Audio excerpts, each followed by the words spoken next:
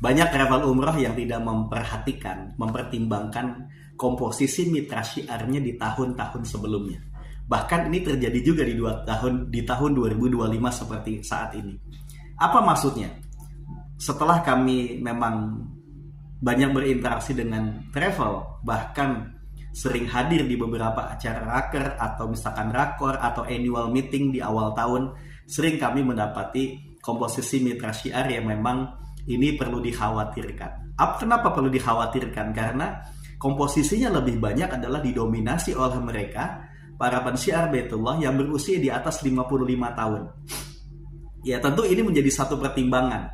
Maka pertanyaan besarnya adalah bagaimana mungkin kita bisa berharap dengan mitra syiar atau pensiar Baitullah atau agen umrah yang memang di atas usia rata-rata yang memang sudah melewati masa pensiun. Ini yang perlu menjadi persoalan. Kenapa akhirnya yang terjadi adalah ketika di lapangan banyak kita mendapati mereka tidak sanggup untuk mengadakan atau menjalankan syiar setiap harinya. Kenapa? Karena ini dikaitkan dengan kekuatan fisik. Jadi kekuatan fisik ini penting. Sedangkan bagaimana mungkin kita bisa berharap dengan mereka yang di atas usia 55 tahun atau pensiun. Yang kedua, ya kita sering melihat ketidakmampuan atau boleh dibilang adalah menggejala yang namanya gaptek. Kenapa? Karena memang teknologi seperti misalkan WA, media sosial atau beriklan ini sering ditekankan kepada para pensiar Baitullah yang di atas usia tersebut. Mereka kebanyakan mengatakan atau mengakui bahwa mereka gaptek.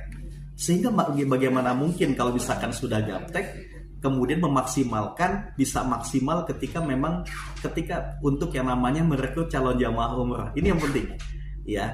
Jadi sudah gaptek kemudian tidak dibekali dengan hal-hal yang tepat gitu kan. Nah yang ketiga ini yang menjadi persoalan bahwa tidak mudah buat para pensiar Baitullah yang di atas 55 tahun itu untuk memahami secara tatap muka ketika memang berhadapan dengan calon jamaahnya. Tidak mudah untuk yang namanya bersabar, tidak mudah untuk yang namanya menganalisa, karena persepsi yang ada di antara mereka semuanya adalah bahwa ketika ketemu itu pasti akan daftar kepada saya. Nah ini kan perlu proses yang panjang. Proses marketing atau di syiar umrah ini memerlukan proses yang panjang yang perlu diperhatikan dengan baik. Mulai bagaimana menganalisa, bagaimana membangun chemistry, membangun trust, kemudian mereka merasa percaya dan kemudian yakin bahwa kita adalah orang yang tepat untuk melayani tamu-tamu Allah tersebut untuk sampai ke tanah suci.